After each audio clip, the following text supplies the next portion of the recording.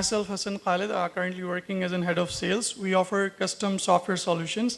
So आपने शुरू में ये बात कही कि कस्टमर से 3 चीज़ों के बारे में आपने पहले ही डिसीजन लेना है, या तो yes, no, I will let you know पे एग्री नहीं करना जी। तो हमारे कस्टम सॉफ्टवेयर्स ऐसे होते हैं कि उनको on a first call we cannot give them the final budgeting और द कोटेशंस, हमें उनका वेट करना पड़ता है। और ऑन अ सेम टाइम उनको डिफरेंट कोर्स भी आ रही होती हैं, एक्सपर्ट्स डिफरेंट लोग उनको सेम रोड मैप्स भी भेज रहे होते हैं, प्रपोजल्स भी भेज रहे होते हैं।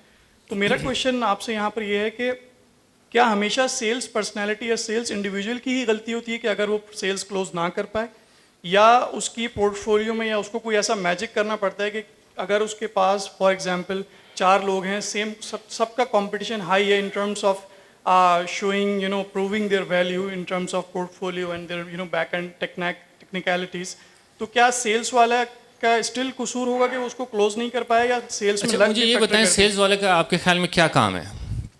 क्लोज करना। ड्राइवर का क्या काम होता है गाड़ी चलाने वाले? अगर वो ठोक दे गाड़ी तो ड्राइवर का कसूर है कि गाड़ी का? ड्राइवर का। और अगर सेल्समैन नहीं बेचा तो किसका कसूर है? सेल्समैन का। तो लक फैक्टर आप कहते हैं? लक नहीं है। लक क्या है? देखिए, when you are fully prepared and you meet a शिकार, दिस इज लक। आपको शूटिंग आती है, यू आर परफेक्ट शूटर, जंगल में जाते हैं, शिकार दिख गया, आपने शूट कर दिया। आप शूटर नहीं हैं, आपको शिकार देखा, आपने शूट नहीं किया, लक ने तो साथ दिया, आप प्रिपेयर नहीं थे। तो सेल्समैन का ये, बहुत से लोग कूड़े को सोने के दाम बेच देते हैं, सोने को कूड़े के दाम बेच देते हैं।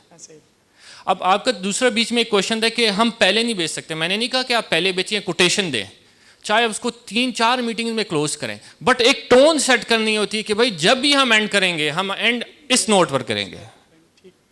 दूसरा हो सकता है कि कस्टमर को, जैसे आपने कहा कि बहुत से लोग प्रपोजल्स सेंड कर रहे हों, वो आपको बोलेगा भी, आपने उससे सिंपल पूछना है कि ठीक है मुझे समझ आएगी, तुम एक राइट बंदा चूज करना चाहते हो और प्रपोजल्स को देखना चाहते हो, ये तो समझ लिया, we are on the same platform. आप उससे पूछें, वो कहेगा यस।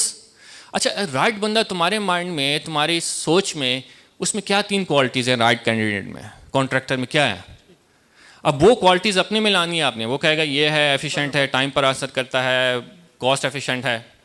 आपने क्या करना है, वो चीज़ अपने में शो करवानी है। वो आपको बेसिकली बता रहे 3 रीज़न देके कि क्यों मुझे क्लोज कैसे करना है तुमने। दीज आर द 3 रीज़न जिसकी वजह से आपने मुझे क्लोज करना है, कि मुझे ये 3 बंदे चाहिए, 3 बंदों में ये 3 क्वालिटीज़ चाहिए जो कि होनी चाहिए, तब मैं उसको सेलेक्ट करूँगा।